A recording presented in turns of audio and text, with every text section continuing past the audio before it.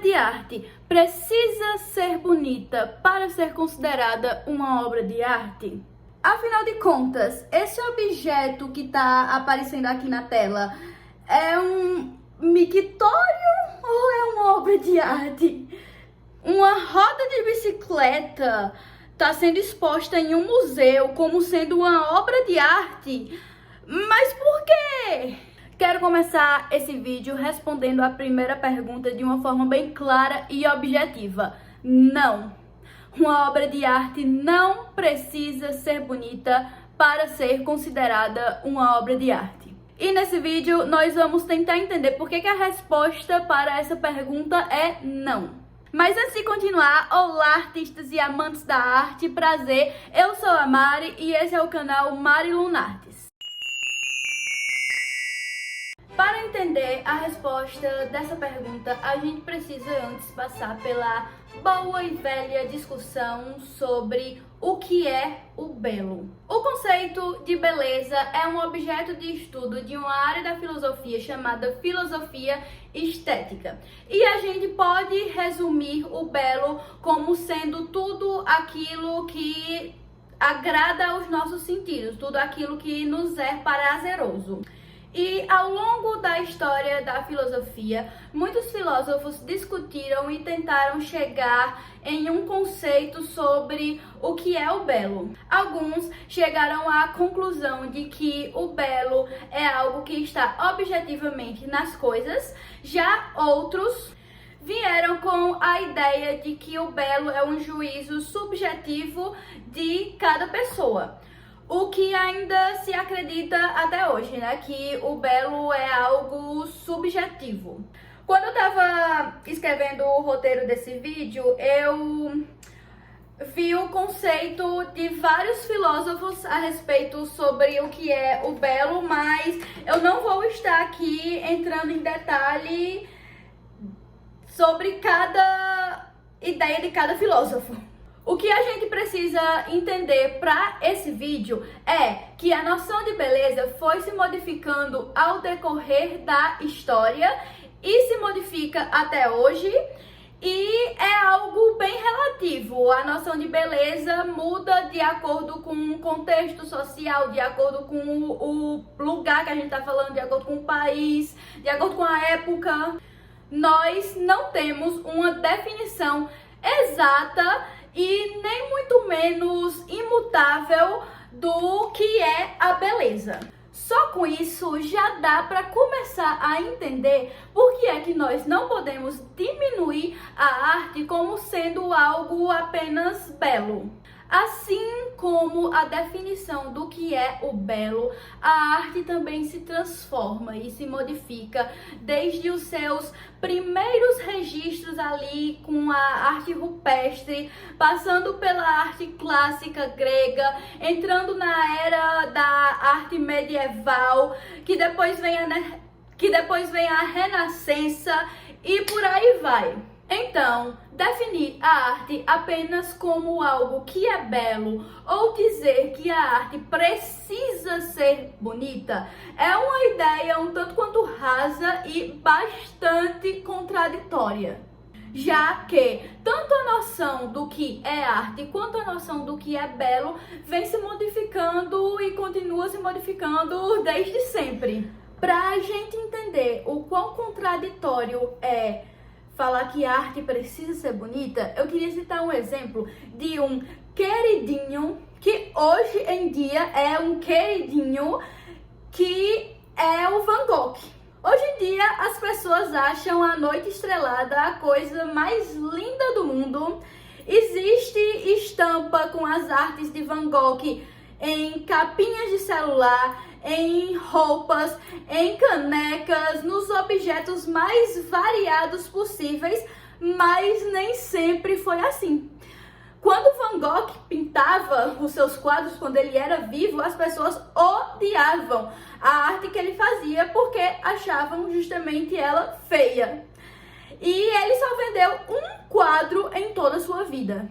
Para continuar o vídeo, eu quero ler um trecho de um artigo chamado Reflexões sobre o conceito de belo e sublime, estendendo-se à arte contemporânea, que eu vou deixar disponível na descrição desse vídeo. A arte se transforma, a humanidade refinou-se e o guerreiro clássico cedeu seu espírito ao deleite do artístico. A expressão belo já não era suficiente para explicar o que ia a alma diante de uma obra artística.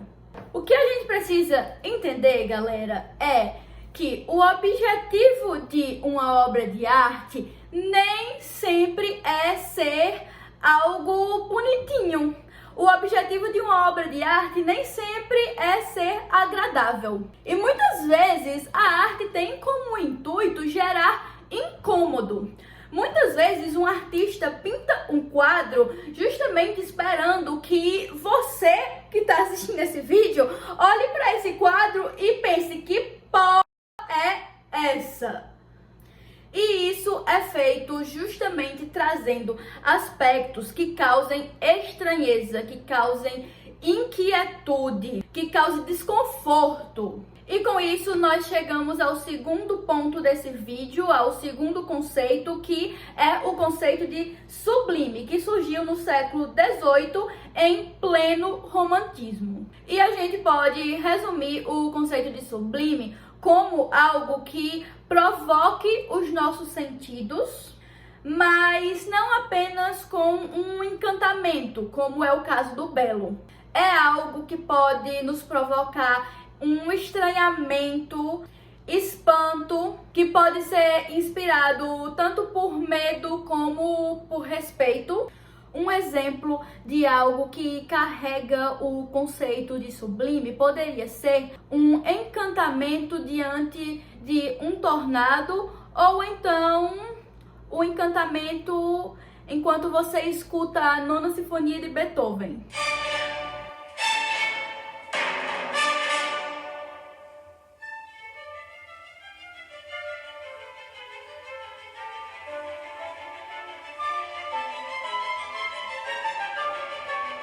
E aí agora eu quero ler outro trecho do artigo que fala sobre 3 modalidades do sublime. Kant distinguiu 3 modalidades. O sublime terrível, que mistura a admiração da grandiosidade com o temor ou o horror. Por exemplo, um precipício imenso ou a cratera de um vulcão a vomitar lava. O sublime nobre, em que a admiração da grandiosidade se mistura com a nobreza assente na simplicidade. Por exemplo, uma catedral gótica sem decorações interiores. E o sublime magnífico, que a gente pode ter como exemplo um palácio residencial recoberto a ouro e pedras preciosas. Kant escreveu: os carvalhos altos e a sombra solitária no bosque sagrado são sublimes. As plantações de flores, sebes baixas e árvores recortadas formando figuras são belas. A noite é sublime, o dia é belo. O sublime comove, o belo encanta. E aí eu sei que eu acabei de ler um trecho enorme do artigo, mas eu quero trazer outra frase desse artigo, que é: o belo é harmônico, o sublime pode ser disforme, informe, caótico. E eu trouxe essa frase porque eu acredito que a gente pode trocar perfeitamente a palavra sublime por a palavra arte, que ficaria: o belo é harmônico, a arte pode ser disforme, informe, caótica, mas pode ser também não caótica, pode ser uniforme. A arte pode seguir regras, mas pode quebrar regras. A arte é livre.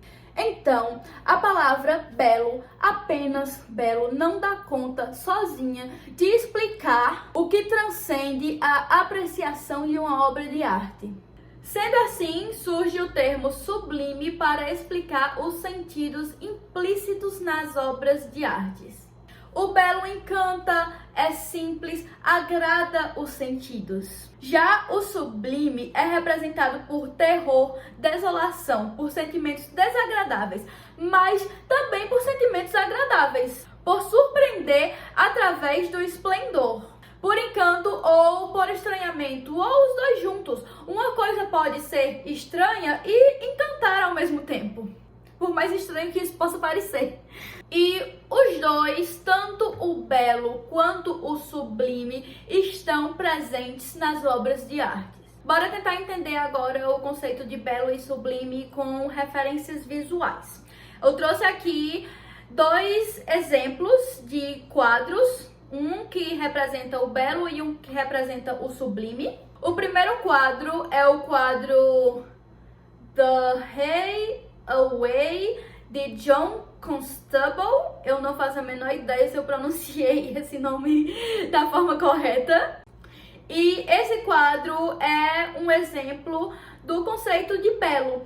A gente pode ver o belo nesse quadro na simplicidade que é contemplar essa natureza, que nos mostra ser um espaço acolhedor, ser um espaço tranquilo, agradável, que, por exemplo, eu particularmente poderia ficar nesse lugar representado por esse quadro horas e horas de boas na lagoa. E o segundo quadro é o quadro É um Naufrágio, do pintor William Turner. Eu fiquei me perguntando seriamente se o nome do Will Turner do Piratas do Caribe foi inspirado no nome desse pintor aqui.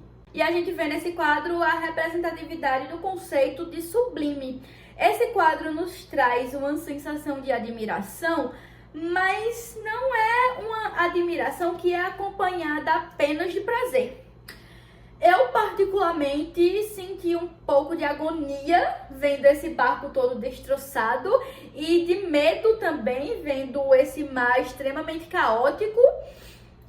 É uma pintura caótica, mas não deixa de causar admiração. A noção de belo e de sublime não se detém apenas às artes visuais, podendo estar presente também na música. E aí eu trouxe para exemplificar também duas músicas, uma música que eu vejo o conceito de belo e super implícito nela e outra música com o conceito de sublime. Eu não encontrei essas duas músicas na biblioteca do YouTube, mas como são músicas clássicas, eu acredito que eu posso botar para tocar. E eu vou botar aqui para tocar direto do iPad, porque eu não sei se eu vou conseguir baixar elas depois. A primeira música é uma música de Mozart, que nos remete ao conceito de belo, que é essa daqui.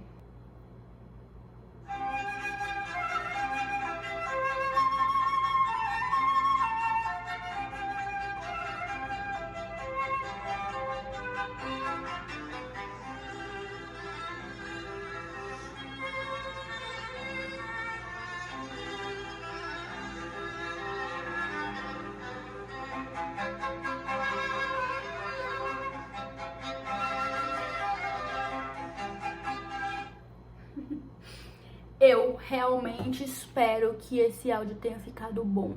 A segunda música nos remete ao conceito de sublime. Eu não faço a menor ideia de como pronuncia.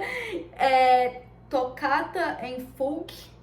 E ela é uma música em Ré menor. E só por ser uma música em Ré menor já causa uma sensação de melancolia, né? Os acordes menores, eles trazem essa sensação de melancolia. Mas eu acredito que essa música, ela também tem um quê, assim, de mistério. Eu acho que ela é misteriosa. Tipo, quando você tá escutando ela, você tem uma sensação de que alguma coisa pode acontecer a qualquer momento e você não sabe o que é que pode acontecer. Eu acredito que muitos de vocês já escutaram essa música, que é esta daqui.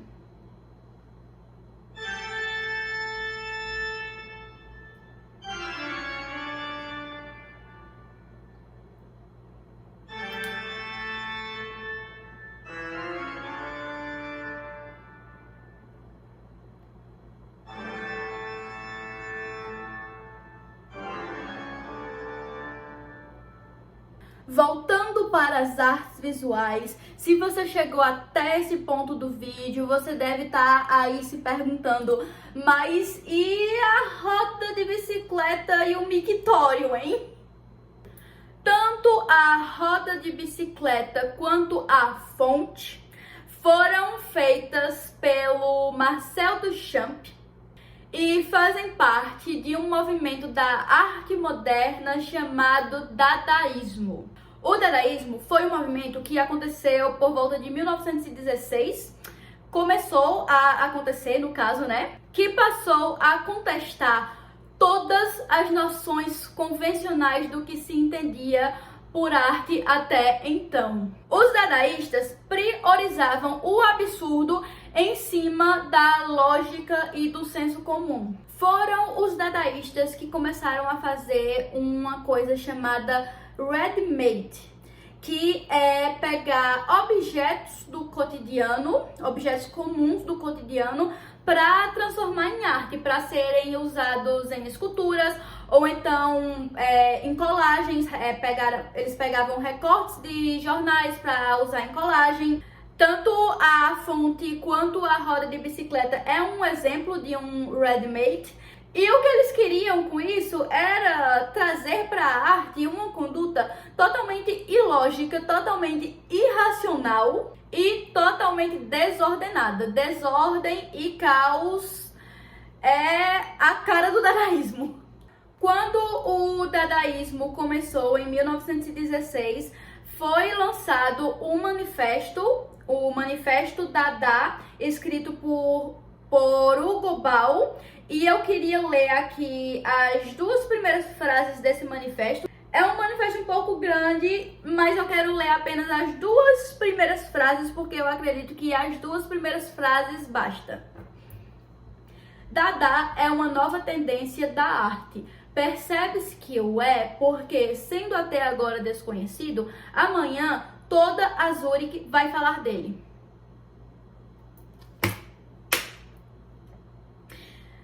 Isso foi lançado em 1916, o ano é 2024 e cá estamos nós falando do dadaísmo. A gente precisa entender, de uma vez por todas, que arte é expressividade. Arte é você se expressar de alguma forma sobre algo, sobre alguma coisa, sobre algum sentimento que esteja te incomodando. E como você vai fazer isso? Você que escolhe. Arte é invenção, é criatividade, é experimentação. E é por isso que eu acho tanto a roda de bicicleta quanto a fonte de Duchamp duas obras geniais. Porque a gente deve levar em consideração o contexto que essas duas obras foram feitas e o que o dadaísmo se propunha a fazer. E aí eu quero ler um trecho do O Livro da Arte. Duchamp desafiou a noção de como a arte é definida, declarando que destreza e apelo visual eram irrelevantes. É por isso, mais uma vez, que eu acho essas duas obras geniais, porque Duchamp conseguiu. Ele conseguiu o que ele queria. Até hoje a gente discute a representatividade que essas duas obras têm na história da arte. Para acalentar o coraçãozinho das pessoas do lado daí que odeiam o dadaísmo, eu vou ler outro trecho aqui do livro. A fonte, 1917, foi rejeitada pela Associação de Artistas Independentes de Nova York por não ser, por definição, uma obra de arte. Tá, galera, mas sendo rejeitada ou não, eu acredito que a fonte cumpriu o seu papel, cumpriu o papel que o criador queria que ela cumprisse. E aí nós estamos chegando no final do vídeo e eu queria trazer agora um exemplo de uma obra contemporânea de 2016 da artista Ursula Já, que se chama À la carte. E essa obra propõe um questionamento sobre a concepção do corpo feminino como um objeto de consumo. Eu vou ler agora um relato da própria artista. Na exposição, apresentei essas tábuas sobre uma grande mesa e, mesclando com as obras, preenchendo os espaços vazios, adicionei alimentos da cor vermelha, como tomates, pimentões, pimentas e maçãs, com a intenção de fortalecer minha proposta. E eu acredito que nesse quadro a gente consegue ver o legado do dadaísmo, né? Porque ela trouxe objetos, objetos comuns, tomates, pimentas, maçãs, tábuas de carne, continuando com o relato da artista. O uso dos alimentos vermelhos se deu pela associação a uma cor provocativa, a fim de questionar também essa noção de corpo como algo tentador e também por vermelho ser associado a sangue, enfatizando as feridas e consequências que uma cultura machista pode acabar ocasionando para uma mulher. Busco transmitir uma mensagem direta, a coisificação da mulher e a sensação de ser um pedaço de carne exposto para livre apreciação e escolha. E aí essa obra, ela nos traz totalmente o conceito de sublime, né? E para finalizar, eu queria dizer que toda arte feia tem um propósito. Toda arte feia vem carregada de algum propósito, de alguma mensagem a ser transmitida. A arte bonita também, né? Eu acredito que todo tipo de arte, toda manifestação artística tem uma mensagem a ser transmitida, mas eu tô frisando aqui a arte feia como sendo carregada de um propósito, porque esse tipo de manifestação artística geralmente é o que é mais extremamente mal entendido, extremamente mal compreendida. Então, próxima vez que você se deparar com uma arte feia, uma arte que parece não fazer nenhum sentido, tenta buscar e entender o que é que está por trás dessa obra, porque com certeza ela nos traz, no mínimo, um questionamento do convencional e do que está pré-estabelecido pelo status quo. E foi isso para o vídeo de hoje. Tchau e até a próxima!